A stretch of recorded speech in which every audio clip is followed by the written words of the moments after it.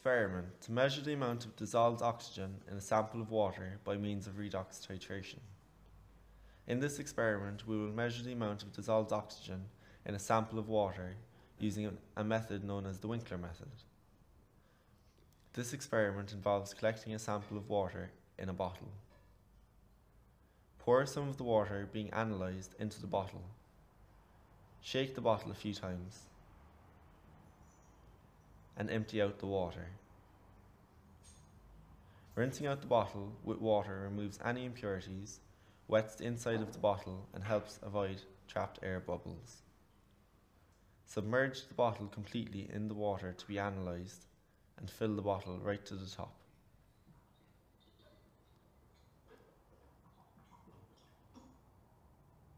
The bottle is then stoppered. When collecting the water, it is important that no air is present in the bottle, as this would raise the oxygen level and give an inaccurate result. Therefore, the bottle must be completely filled to the top. Remove the stopper from the bottle. Then, using a graduated dropper, insert the end of the dropper under the surface of the water in the bottle and add 1 cm³ of manganese 2-sulfate solution.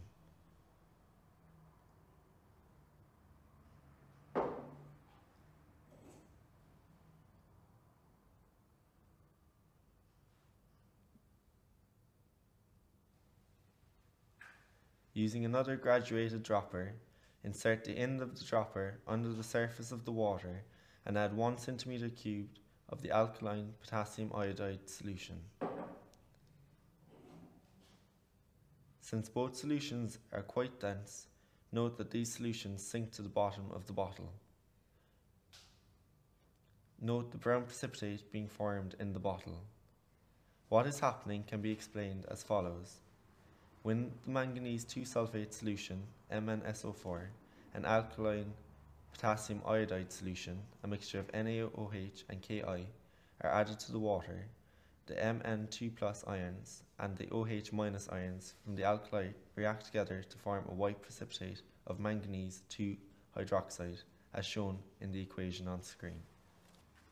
This white precipitate of manganese 2 hydroxide then reacts with the dissolved oxygen in the water to form a brown precipitate of manganese 3 hydroxide.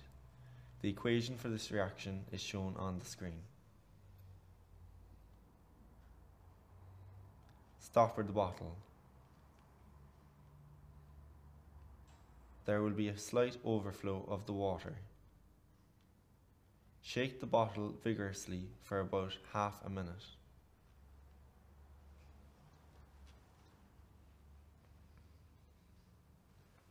Allow the brown precipitate to settle for a few minutes until there is at least a 5 cm depth of clear liquid below the stopper.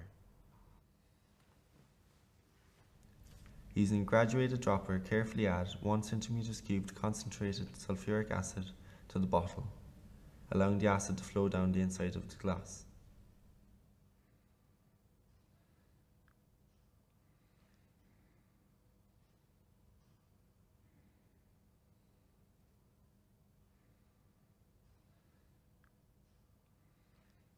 Restopper the bottle carefully to avoid dissolving any oxygen from the air. Shake the bottle to redissolve the precipitate.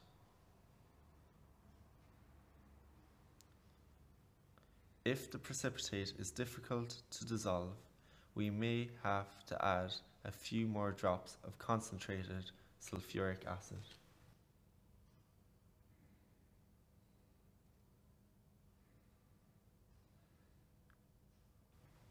The sulfuric acid that we added to the bottle causes the iodide ions from the alkaline Ki to react with the manganese 3 hydroxide to liberate iodine. The equation for this reaction is shown on the screen. At this stage, we can see the red-brown colour due to the liberated iodine. The amount of iodine is determined by titrating it against standard sodium thiosulfate solution.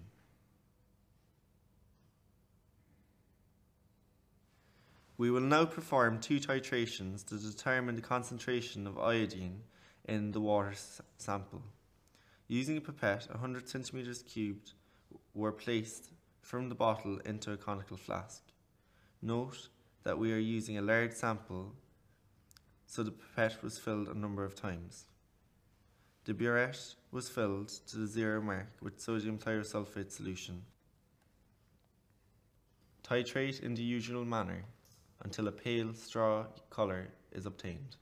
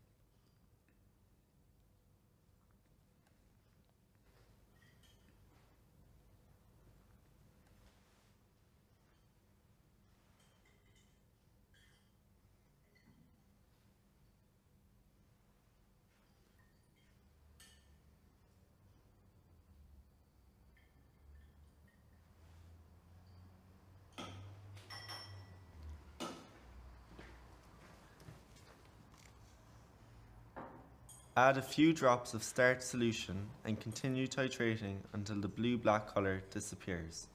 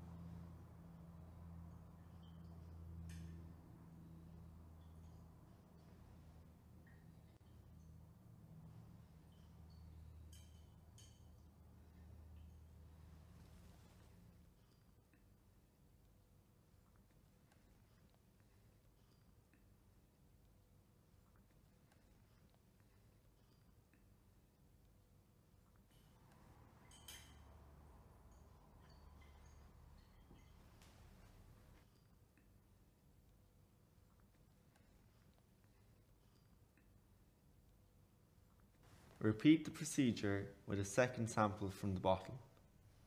Since it will not be possible to carry out a third titration due to the capacity of the bottle, the second titration figure obtained must be as accurate as possible. Knowing the amount of iodine liberated, it is quite easy to calculate the amount of dissolved oxygen in the water. The results are always expressed in parts per million. The method of calculating this is shown in your textbook. That concludes the experiment.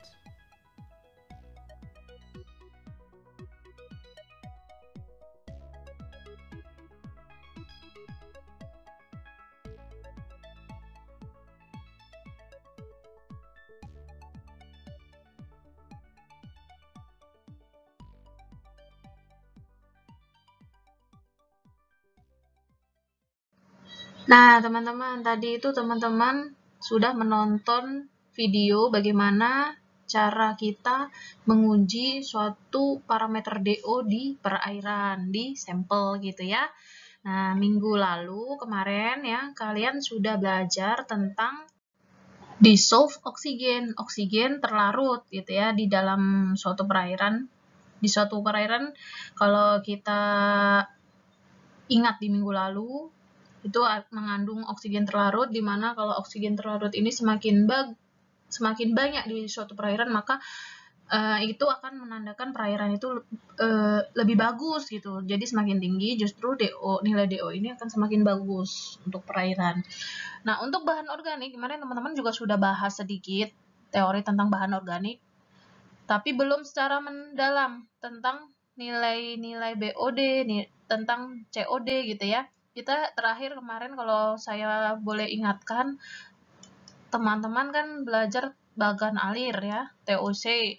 Terus ini dipecah, ada oksigen yang tidak bisa dioksidasi, ada yang bisa dioksidasi. Nah, yang bisa dioksidasi itu COD. Lalu COD sendiri juga dipisah, ada dua ya, yang non-biodegradable sama yang biodegradable atau yang dinamakan BOD. Nah, nanti itu kita akan membahas tentang ini. Ya, karena ini adalah baik BOD sama COD itu adalah parameter penting yang parameter penting yang memang harus kita pahami betul nilainya di suatu perairan gitu ya, karena ini adalah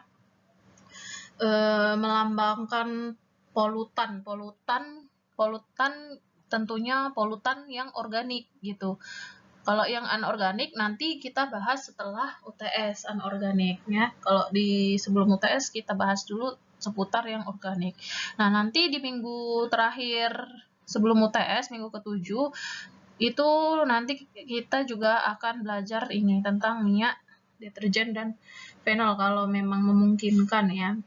Jadi kita lebih ke parameter khusus. Kalau ini COD BOD ini parameter organik yang secara umum total gitu ya, total bahan organik. Nah, kalau ini udah parameter khusus. Untuk video nanti juga kita akan berikan video terkait dengan uji parameter BOD dan uji parameter COD di dalam laboratorium. Untuk TOC perlu tidak ya? Sepertinya tidak perlu karena sudah cukup kita pakai COD saja, karena TOC pun sendiri jarang nih kita gunakan sebagai parameter indikator dalam penentuan pencemaran air gitu ya. Nah teman-teman, di sini saya mau membahas sedikit tentang video tadi sebelum kita masuk ke pembahasan BOD dan COD ya. Jadi kalau yang tadi itu langkah pertamanya, kalau kalian simak lagi nanti videonya, di langkah pertama ini adalah penambahan senyawa ini, permangan sulfat MnSO4. Nah, coba nanti kalian cek lagi ya.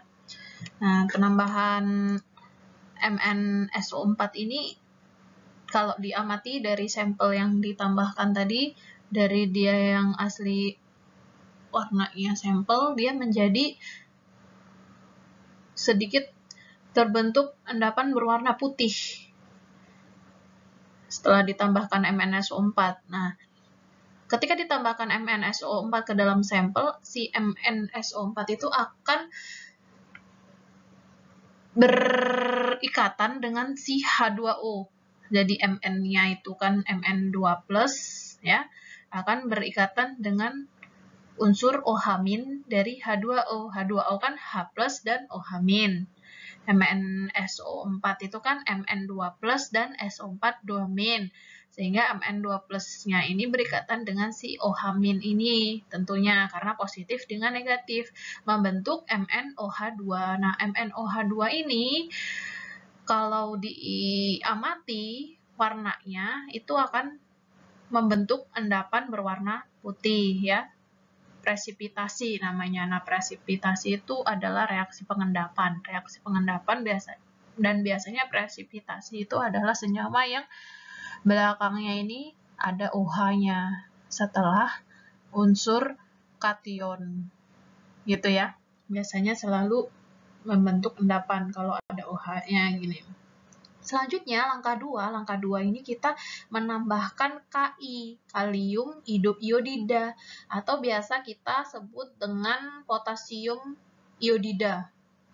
Nah, unsurnya kan senyawanya kan tadi Ki, ya kan? Ki itu kan kalium iodida, tapi kalium biasanya disebut dengan potasium juga. Jadi Ki itu bisa jadi disebutnya potasium iodida. Nah, setelah ditambahkan Ki, si sampel kita itu berwarna coklat endapannya. Nih, reaksi yang terjadi MnOH2 tadi yang terbentuk sebelumnya, nah itu akan dia berikatan dengan si O2 dan H2O. Nah, inilah yang membuat terbentuknya endapan berwarna coklat, yaitu senyawa MnOH3. Gitu ya. Nah, selanjutnya langkah ketiga ini kita menambahkan asam, di mana ini pakai asam sulfat, sulfuric acid ya, ini kelihatan botolnya. Nah, setelah ditambahkan asam sulfat, ini dia reaksi yang terjadi dia akan berubah dari warnanya kayak gini, dia akan kayak semacam menggumpal-gumpal gini. Kelihatan kan ya kalian ya. Jadi reaksi yang terjadi ini di sini dari MnOH3 tadi kan kita tambah Ki ya kan.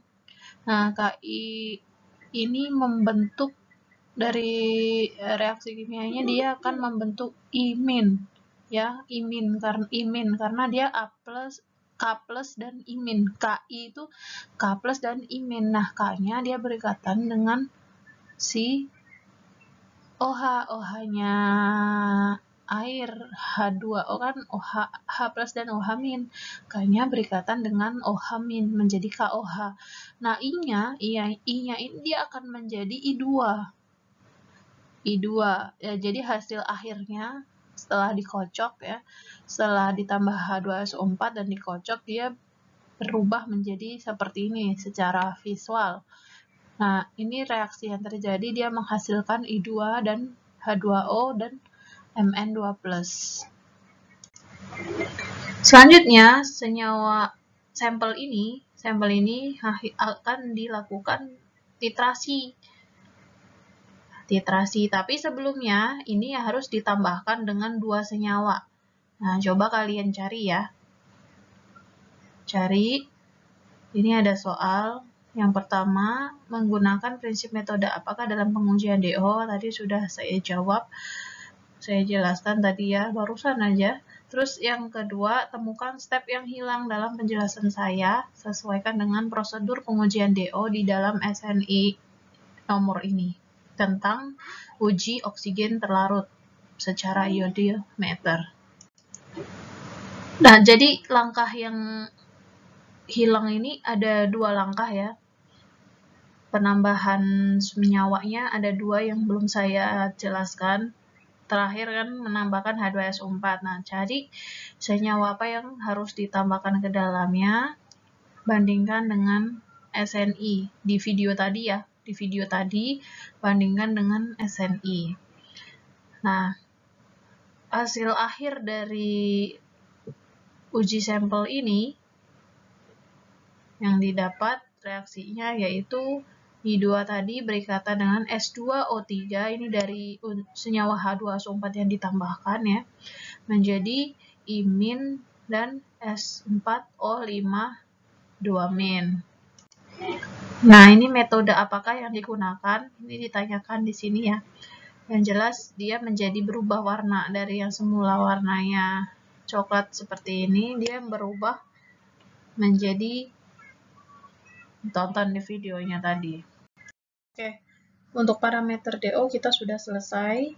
Kita sudah melihat juga video praktik pengujian DO di laboratorium, dan selanjutnya kita akan masuk ke parameter BOD dan COD.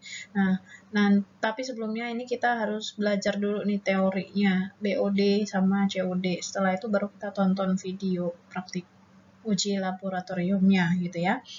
Dan seperti kalian lihat di slide ini, BOD itu adalah Water Quality Indicator. Jadi dia digunakan, nilai BOD itu digunakan sebagai indikator kualitas air. Nah, indikator kualitas air ini ditunjukkan dengan cara atau dengan bantuan mikroorganisme. Karena seperti yang dijelaskan sebelumnya bahwa BOD ini adalah bahan organik ya, bahan organik yang mudah terurai, maka bantuannya ini adalah bantuan dari mikroorganisme. Karena mikroorganisme ini mampu untuk menguraikan bahan organik yang mudah terurai. Nah, bahan organik yang mudah terurai di minggu lalu apa tuh contohnya? Contohnya adalah senyawa-senyawa yang memiliki ikatannya itu 1 rangkap saja, bukan 2 rangkap, bukan 3 rangkap. Contoh senyawanya sukrosa, fruktosa, galaktosa, gitu ya, macam-macam. Dan prinsipnya kayak gini nih. Jadi si mikroorganisme ini akan menguptake atau akan membutuhkan si oksigen yang ada di dalam ini. Oksigen yang ada di dalam sampel itu akan diambil sama dia, sama si mikroorganismenya, dan mikroorganismenya inilah yang akan menguraikan si bahan organik tadi yang ada di dalam sampel tadi. Nah, prinsipnya kayak gitu metode ujinya. Jadi ketika oksigen yang dibutuhkan ini banyak, ya, semakin banyak, maka itu akan menandakan bahwa zat-zat organik di dalamnya ini juga banyak. Nah, ketika permintaan mikroorganisme ini terhadap oksigen, jadi oksigennya ini diambil banyak-banyak sama si mikroorganisme, ini menandakan bahwa bahan organik yang ada di dalam ini juga banyak. Nah, ini kalau dibuat dalam persamaan reaksi itu seperti ini ya. Jadi persamaan, kalau dilihat sekilas, persamaan reaksinya ini sama seperti saat melakukan pengolahan biologis, di mana organic matter atau bahan organik ini akan diproses oleh si mikroorganismenya, akan dimakan oleh mikroorganismenya, dan tentunya mikroorganisme itu juga membutuhkan oksigen untuk bertahan hidup, untuk bernafas, sehingga setelah si mikroorganismenya mengkonsumsi 2 senyawa ini, maka 2 senyawa ini akan dirubah di dalam tubuh si mikroorganisme itu, diubah menjadi CO2 dan H2O.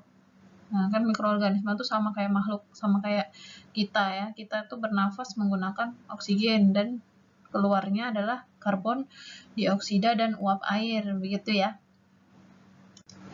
Itu adalah prinsip dari pengujian BOD. Dan sekarang kita masuk di metode pengujian BOD. Untuk metode uji BOD ini dilakukan selama 5 hari, dan selama 5 hari itu di hari ke-0 dan hari ke-5 kita harus mengamati nilai DO-nya. Supaya apa? Supaya kita tahu oksigen yang dikonsumsi. Nah, kan kita mau ngecek BOD itu kita harus tahu oksigen yang dikonsumsinya berapa. Karena tadi ada grafik di awal tadi Di grafik itu sumbu X-nya kan oxygen consumption, terus yang di sumbu Y-nya kan organic matter. Jadi untuk tahu organic matter-nya, untuk tahu bahan organiknya kita harus tahu oxygen consumption-nya. Dan grafik oxygen consumption ini dari hari ke-0 hingga ke hari ke-5 itu akan meningkat. Ingat ya, oxygen consumption itu adalah oksigen yang dikonsumsi, bukan oksigen terlarut. Jadi misalnya kita mau tahu oksigen consumption-nya, oksigen yang dikonsumsi, maka kita harus tahu dong nilai dari DO-nya. Nah, jadi BOD ini prinsipnya ini cara pengujiannya itu sama tuh, sama kayak pengujian DO. Hanya saja kalau pengujian DO dia dilakukan cuma sekali, tapi kalau BOD 5 karena 5 hari ya, BOD 5 ini dilakukan di hari ke-0 dan hari ke-5. Jadi misalnya di hari ke-0, di hari ke-0 itu nilai DO di dalam sampel itu 8 mg per liter. Nanti di hari ke-5, itu dia akan berkurang kadar DO-nya menjadi 3 mg per liter. Nah, ini selisih inilah yang dinamakan oxygen consumption. Berapa selisihnya? Selisihnya kan 5 mg per liter. Jadi selama 5 hari itu dia mengkonsumsi ya mikroorganisme di dalam sampel itu.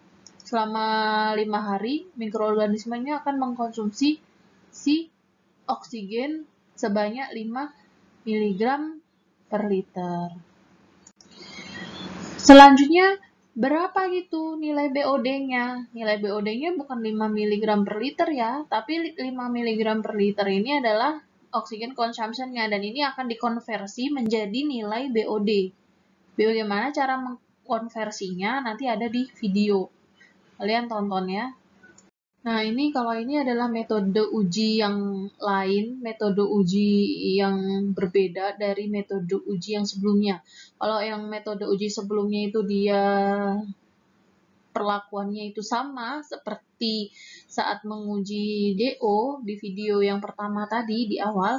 Nah, kalau ini prinsip metode pengujiannya ini menggunakan prinsip mekanika fluida. Jadi dia pakai, oh ya saya lupa, jadi sebenarnya untuk DO yang di awal tadi, selain pakai metode yang ada di video, kalian juga bisa pakai metode yang namanya metode elektroda. Dia pakai katoda sama anoda itu buat sensor gitu. Yang tinggal dicelupkan itu, yang alatnya tinggal dicelupkan itu, namanya DO meter. Nah, itu prinsip pengujian DO itu bisa dilakukan dengan dua cara. Dengan metode yang pertama tadi, di video tadi, sama dengan metode yang elektroda sekarang, yang baru saya jelaskan. Dan untuk yang BOD kali ini menggunakan prinsip DO yang pakai elektroda ini. Jadi dia kayak di mekanika fluida itu, jadi dari oksigen yang ada di sampel, oksigennya diamati. Sebenarnya sama, cuman caranya yang berbeda. Sama seperti yang sebelumnya, cuman caranya yang berbeda. Yang sebelumnya itu pakai metode itu, yang ini pakai metode ini untuk mengetahui nilai DO-nya. Saya nggak mau bilang metodenya lagi ya di soalnya ada di soal yang sebelumnya. Nanti kalian tahu jawabannya. Nah, jadi ini kita pakai elektroda kalau di sini, dan itu sebagai sensor si elektrodanya itu. Dan yang diukur tuh sebenarnya adalah pressure-nya. Pressure apa? Tekanan apa? Tekanan dari oksigennya. Jadi kalau hari ke-0 tekanan oksigennya masih tinggi kan? Hari ke-0 tuh tekanan oksigennya masih tinggi karena masih banyak, belum dikonsumsi sama mikroorganisme di sampel. Nah, setelah berhari ke hari, dia akan turun tekanannya, yang menandakan bahwa oksigennya sudah mulai habis karena dikonsumsi. Paham ya? Prinsipnya seperti itu. Dan ini akan saya tampilkan video kedua yang melakukan pengujian BOD, tapi dengan metode uji yang pakai elektroda ini, pakai sensor. Kalau yang pakai metode lainnya tadi kan udah di video awal, nah ini pakai yang metode sensor ini. Silakan disaksikan.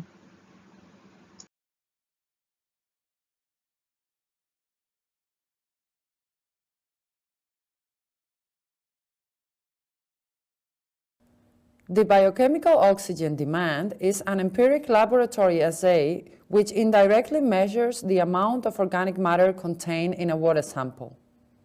This assay is the most widely used method for the assessment of water quality.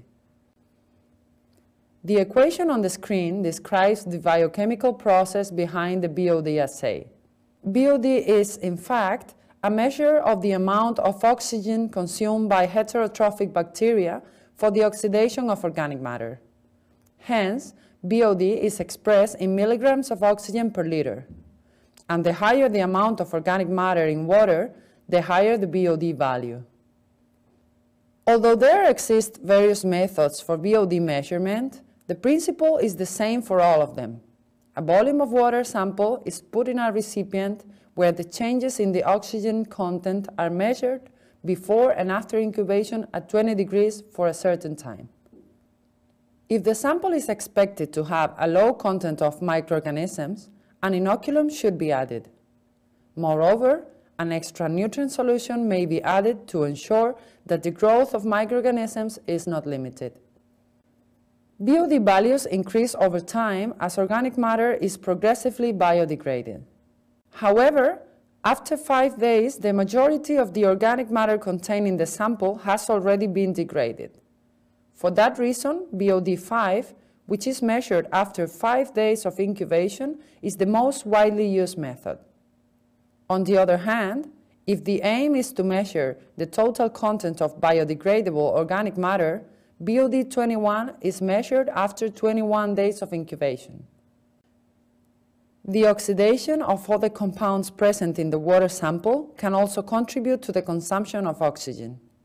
In particular, nitrification could interfere in the measurement of BOD, leading to an overestimation of its value. To prevent this, the use of an inhibitor is required. So now that we already know the theory, let's have a look at how we actually measure BOD5 in the lab. It consists of placing the sample in a recipient sealed with a manometer and in constant agitation in dark conditions. The manometer measures the decline of pressure inside the recipient caused by oxygen consumption. With the measured decline of pressure, the mass of oxygen that has been consumed is calculated using the ideal gas law. Sodium hydroxide is added to absorb the carbon dioxide produced in the process, which might interfere in the pressure measurement. First off, we introduce a magnet inside the bottles so that when they are placed on the magnetized tray, they remain constantly agitated. Now, we need to determine the volume of sample which will be introduced in the recipients. For that purpose, we previously need to make an estimation of the expected BOD range of the sample. With that information, we go to the table provided by the device manufacturer, which establishes the specific volume of sample to be put in the recipient for each BOD range. Now, let's imagine that we expect the BOD of our sample to be somewhere below 200 milligrams of oxygen per liter. In that case, we can see that the volume to incorporate to the recipient is 250 milliliters. To measure the exact volume, it is necessary to use well-suited volume measuring tools.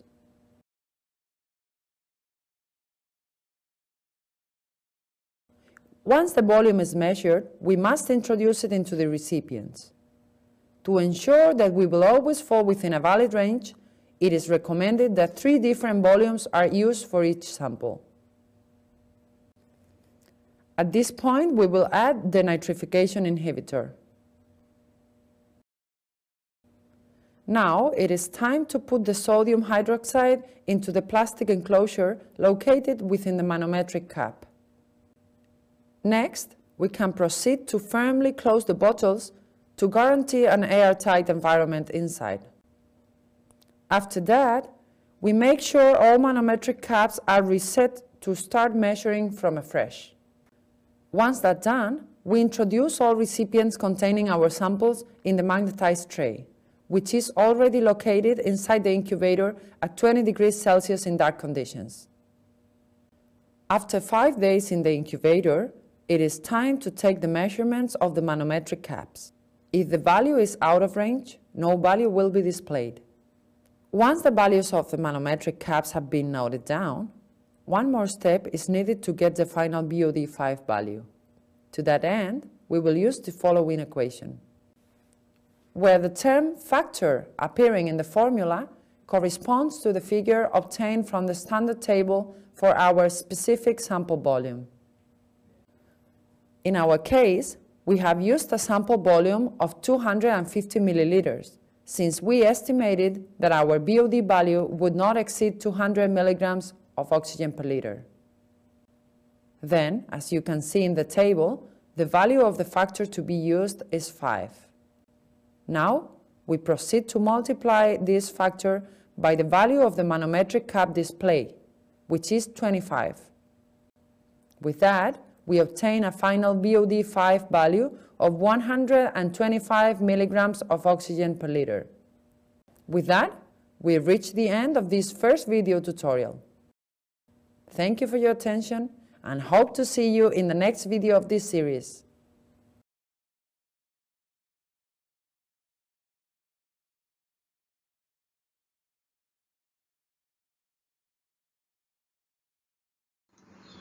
Setelah teman-teman tahu nilai BOD-nya dari hasil uji lab tadi, teman-teman kalau mau memperhatikan, mau memantau suatu sungai ya.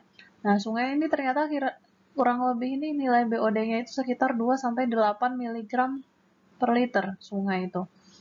Nah, beda kalau misalnya dia di toilet, terutama di ini ya, WC-nya ya. Ini sangat tinggi nilai BOD-nya. Nilai BOD kalau untuk di negara Amerika, dia 300 mg per liter. Sedangkan di negara Eropa, dia mencapai 600 mg per liter. Sangat tinggi ya dibandingkan dengan di sungai. Kenapa bisa begitu?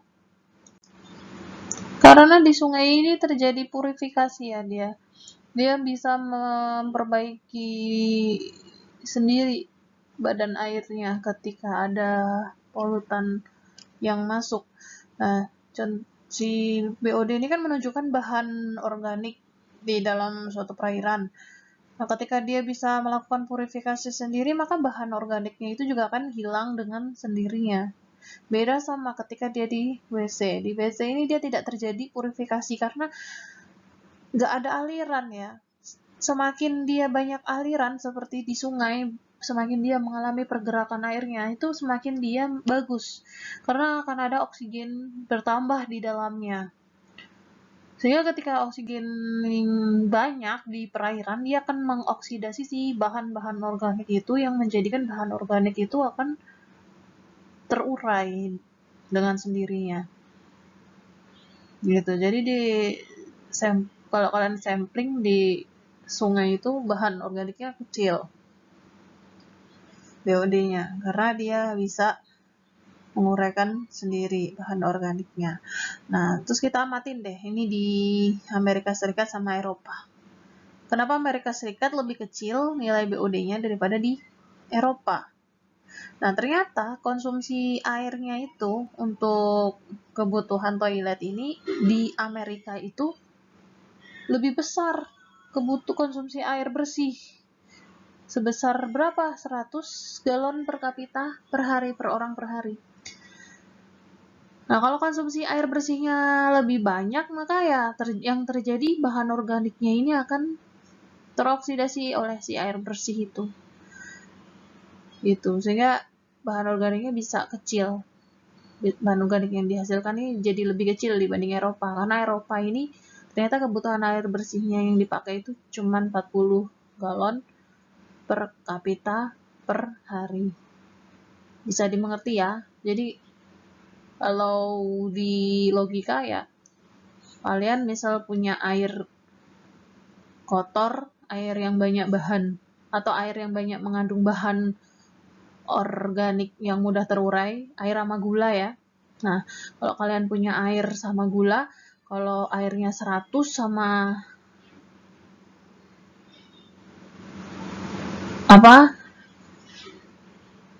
gulanya 300, terus dibandingkan airnya ini dia 40 ya.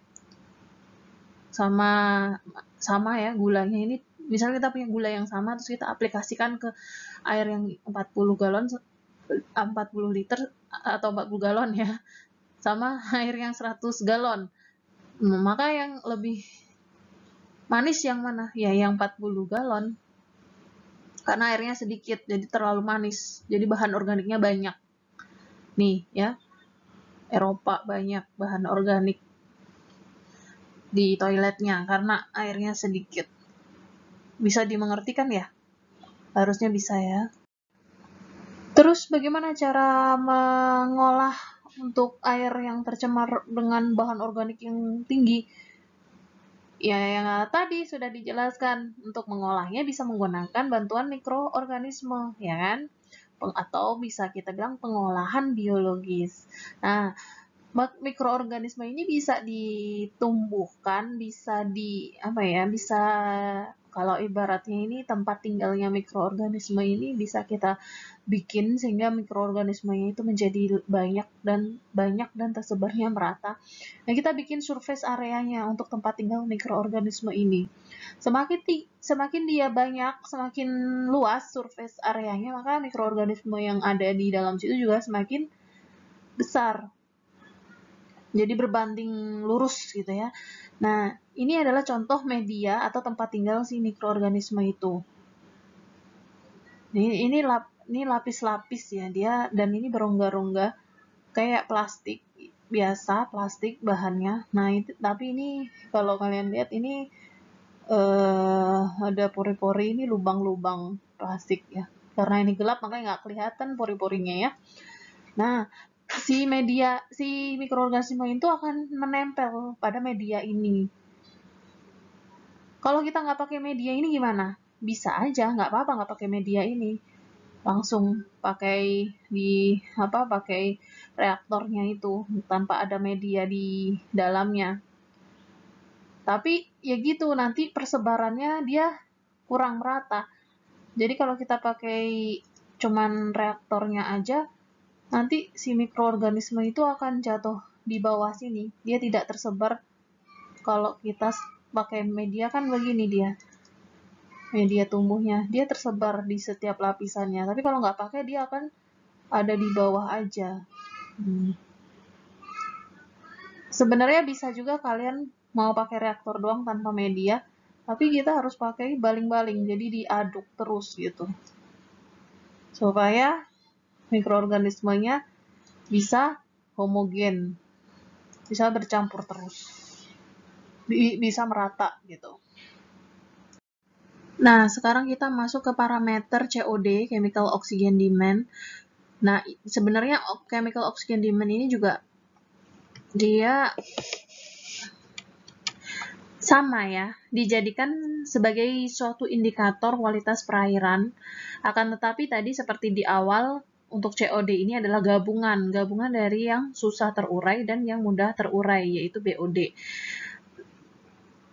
Prinsipnya kalau BOD tadi itu adalah dengan bantuan mikroorganisme, kalau di COD ini dia tidak.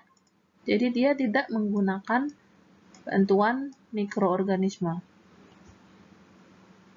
Melainkan dia menggunakan metode ini oksigen demand untuk reaksi reduksi oksidasi, gitu ya. Jadi kalau teman-teman dulu di PTL tahu, pengertian COD itu adalah oksigen yang dibutuhkan untuk mengoksidasi polutan organik, maka di prinsip pengujiannya ini kita bisa tahu nilai COD dari reaksi yang redoks yang terjadi di dalamnya. Nah, ukuran dari besarnya oksigen yang dibutuhkan ini akan meningkat dari waktu ke waktu. Metode ujinya seperti ini ya, metode pengujian COD-nya. Jadi, satu sampel ini yang berisi bahan organik ini, baik yang dia mudah terurai maupun dia yang susah terurai, dia akan ditambahkan dengan strong oksidan. Strong oksidan ini bentuknya adalah potasium dichromate atau biasa kita tahu senyawanya K2Cr2O7. Itu sebagai strong oksidan, oksidator kuat, gitu ya. Setelah ditambahkan oksidator kuat, tadi untuk potasium dichromate ini dia kayak gini nih, senyawanya itu bentuknya. Dan dia ini mampu mengoksidasi polutan yang ada di sampel itu sampai 95 hingga 100%. Bisa dioksidasi sama si K2Cr2O7 ini. Nah, setelah dia ditambah dengan potasium dichromate, dia ditambah dengan asid dan dipanaskan untuk mempercepat proses reaksi oksidasi reduksi tadi. Ditambahkan asid, asam, sama dipanaskan. Nah, selanjutnya ini kita homogenkan dengan cara mengaduk sampelnya ini ya. Dan ini dipanaskan juga ya, dipanaskan dan prosesnya ini terjadi selama kurang lebih 2 jam. Mulai dari menambahkan hingga memanaskan tadi ya, itu prosesnya berlangsung 2 jam. Nanti kalian cek di SNI ya. Nah, terus dari hasil pencampuran dengan K2Cr2O7 ini, dia akan berubah warna. Si sampel itu akan berubah warna menjadi warna ke kuning-kuningan seperti ini.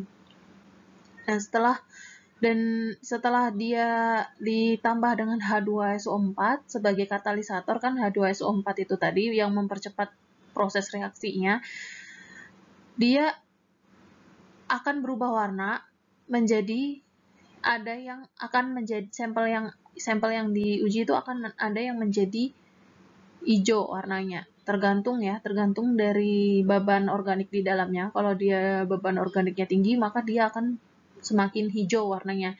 Tapi ketika beban organiknya dia tidak terlalu tinggi, dia akan tetap kuning kayak gini. Kalau kuning ini pasti dia terjadi. Warna kuning ini pasti dia terjadi karena K2Cr2O7 ini warnanya menyebabkan si sampel itu kuning. Tapi kalau hijau ini dia tergantung.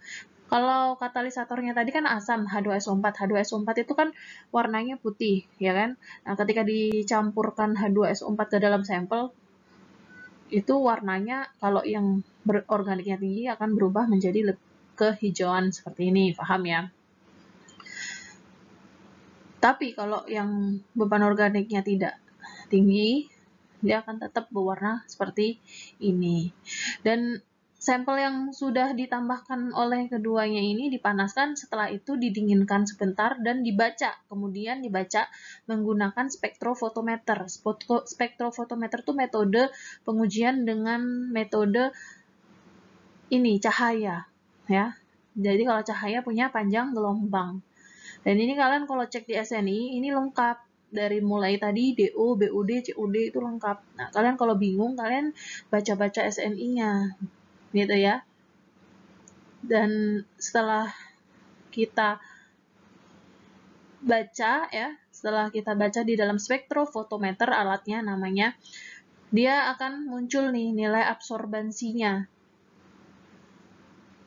Nilai absorbansi itu berarti menandakan nilai yang mampu diserap oleh cahaya ini. Apa yang diserap? Yang diserap adalah CR. Karena ini kita pakai kalium dikromat. Kalium dikromat itu kan K2CR2O7. Jadi ketika dia bereaksi dengan sampel kita, dia menjadi K sama O-nya kan dia berikatan dengan bahan organiknya. Nah, CR-nya dia lepas. CR-nya itulah yang akan dibaca. Jadi kalau direaksikan kan kurang lebih kayak gini nih. K2 CR2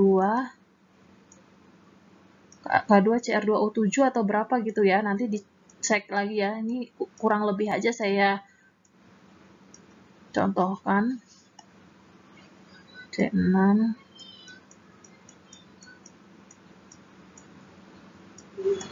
dan ini akan menjadi pokoknya gini. CR-nya tuh lepas. CR6+ atau CR3+ gitu ya. Panjang reaksinya karena ini reaksi nanti di video itu kalau nggak salah ada reaksi kimianya. Tapi yang jelas yang dibaca oleh panjang gelombang itu adalah si logam kromiumnya ini. Begitu. Nah, ini kalian langsung tonton aja video praktikum untuk uji parameter COD ya.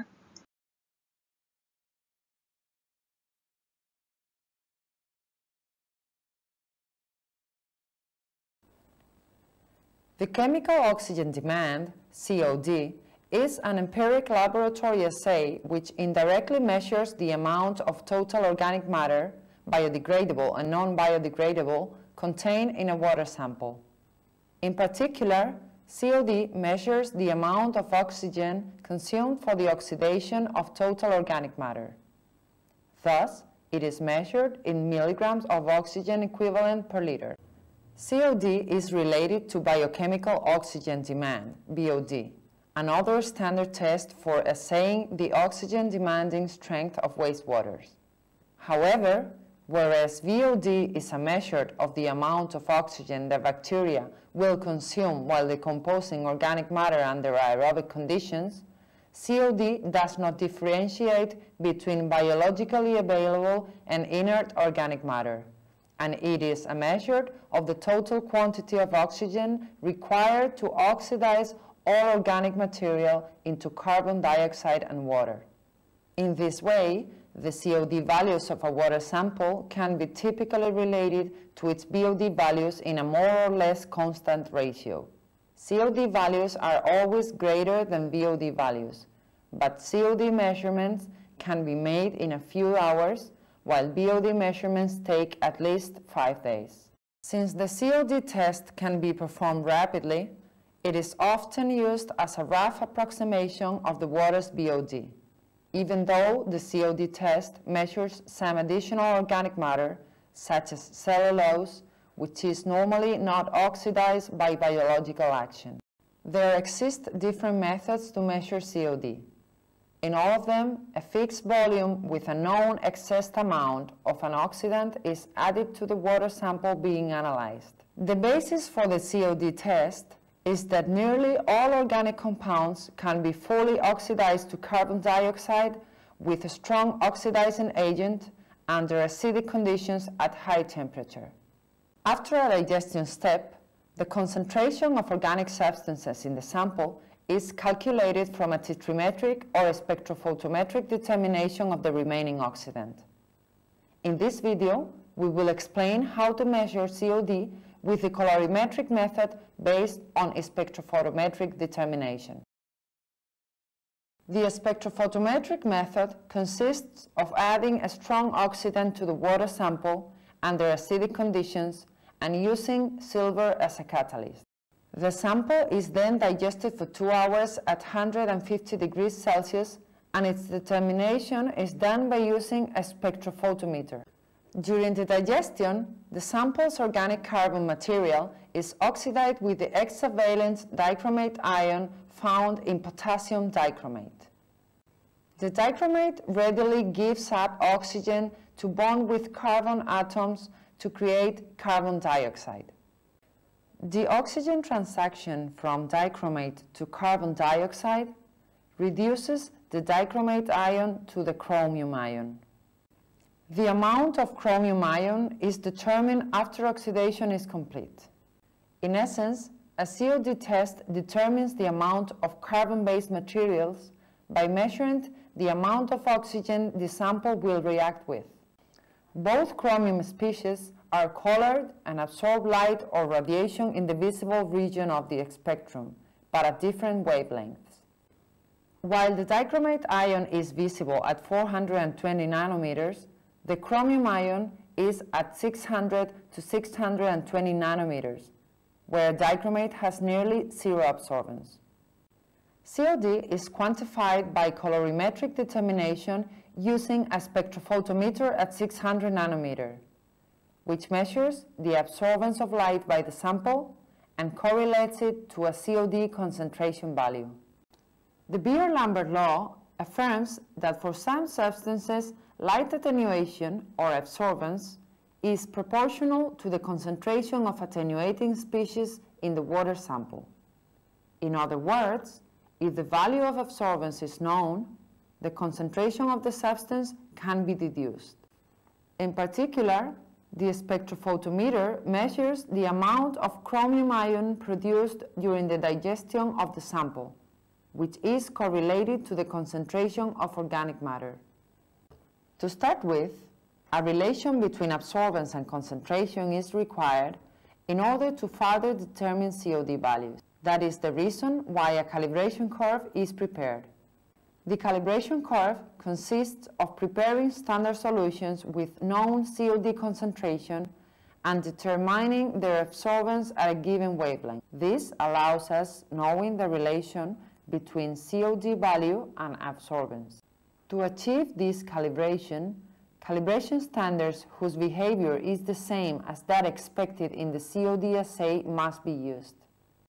Considering a solution of potassium hydrogen phthalate, the relation between COD value and concentration of this solution is.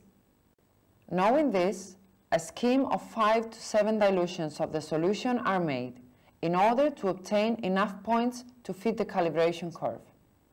The standard dilutions should have the concentrations shown in this table, ranging 0 to 500 milligrams of oxygen per liter. These are obtained by diluting the initial potassium hydrogen phthalate stock solution. Once that's done, the absorbance of all of standards is read in the spectrophotometer, and the equation fit where Y is COD concentration and X absorbance. This method has a range of COD concentration from 0 to 1000 milligrams of oxygen per liter. If any water sample is out of range, it should be diluted. First of all, switch on the dry block heater in order to achieve 150 degrees Celsius on time, while preparing the water samples for digestion.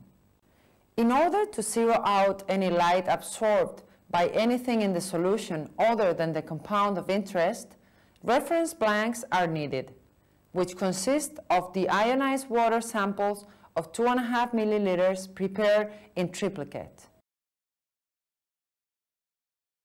Blend and mix the water samples before pouring any volume into digestion vessels, so that suspended solids are not excluded from any aliquot.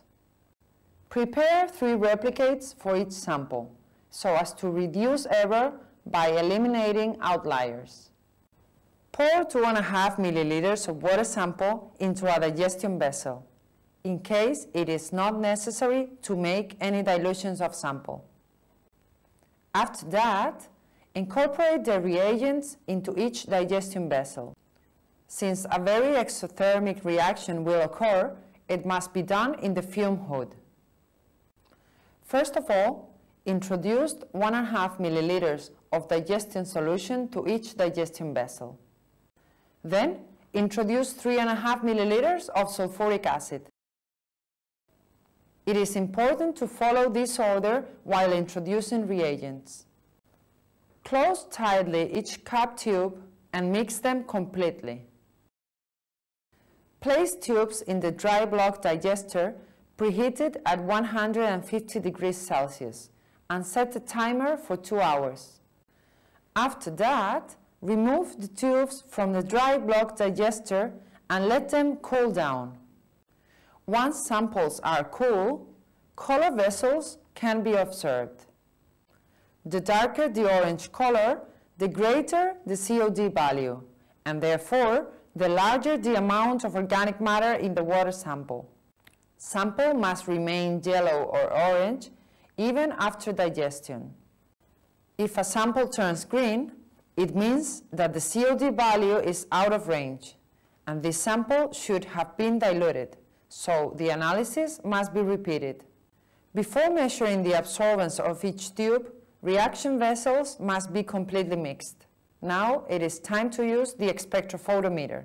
It has to be set at a wavelength of 600 nanometers. To zero out the spectrophotometer, we will first measure the absorbance of each blank. By definition, the absorbance of the reference blank is set at 0. Now proceed to measure the absorbance of each water sample and note down the absorbance value of each replicate. If a value is very distant from the average absorbance of the other replicates, this one should be discarded. The same procedure was used when taking absorbance values of the calibration curve. Once we have all absorbance values, we can use the calibration curve obtained at the beginning to calculate the COD of each sample. For example, for an absorbance of 194 milliabsorbance units, the COD concentration can be calculated with the calibration curve, where X is the value of measured absorbance in the spectrophotometer. In this case, is 0.194.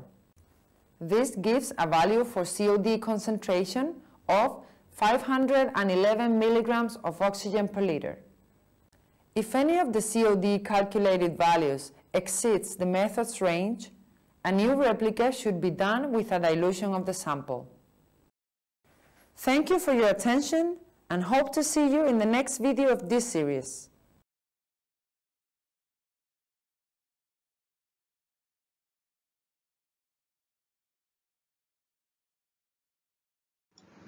Nah, setelah teman-teman tahu nih nilai dari parameter COD dan bagaimana cara menguji COD di laboratorium, ini kalau kita di lingkungan ya, di sekitar kita itu, COD itu biasanya dihasilkan dari mana sih?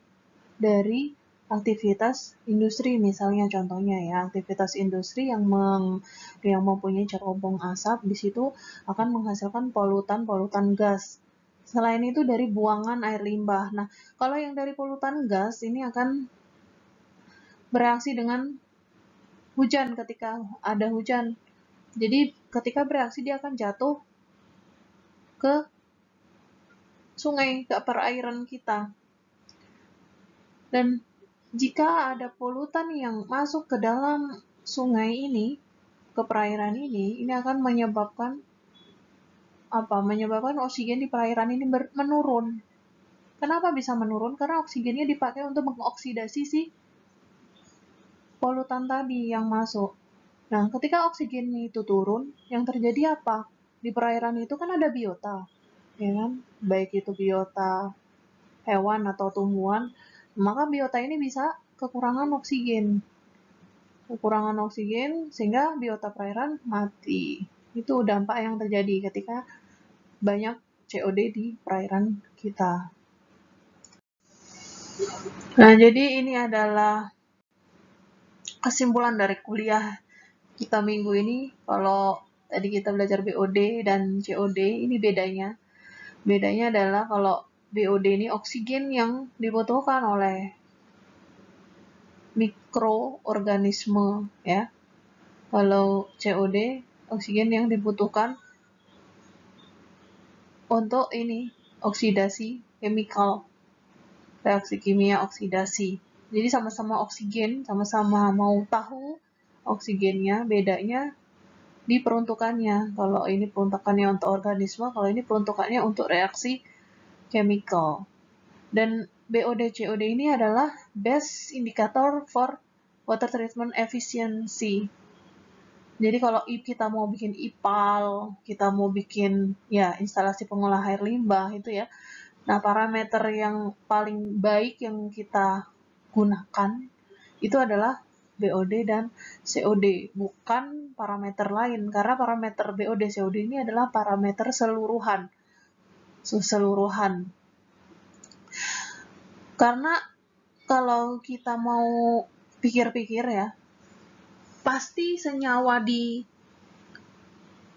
sekitar kita itu pasti rata-rata adalah senyawa yang organik. Ingat ya, senyawa organik itu kan yang minimal ada C dan H. Dan senyawa organik itu adalah senyawa yang habis ketika dia dibakar. Nah, jadi kalian bisa pikirkan sendiri kalau sebenarnya memang polutan yang tersebar di perairan kita itu memang polutan-polutan yang sifatnya adalah organik, bukan anorganik. Oke, anorganik, tapi ketika si C dan H-nya itu habis terurai, jadi dia tinggal satu unsur tersebut atau satu senyawa tersebut. Misal kayak kita punya senyawa CH, terus belakangnya ada PB-nya. Nah, ketika CH-nya itu udah habis terurai, maka tinggal si PB. Tapi kan awalnya dia dari organik. Awalnya dia dari organik karena dia mempunyai C dan H di depan. Gitu. Sehingga dalam menentukan efisiensi pengolahan di sini kita berpatokannya pada nilai BOD COD, sehingga kalian harus paham betul dari BOD COD. Ini adalah pelajaran utamanya anak TL. Anak TL kalau nggak tahu BOD COD itu berarti perlu diragukan ke TL-annya ya. Semangat semua. Terima kasih. Apa sih untuk mainan?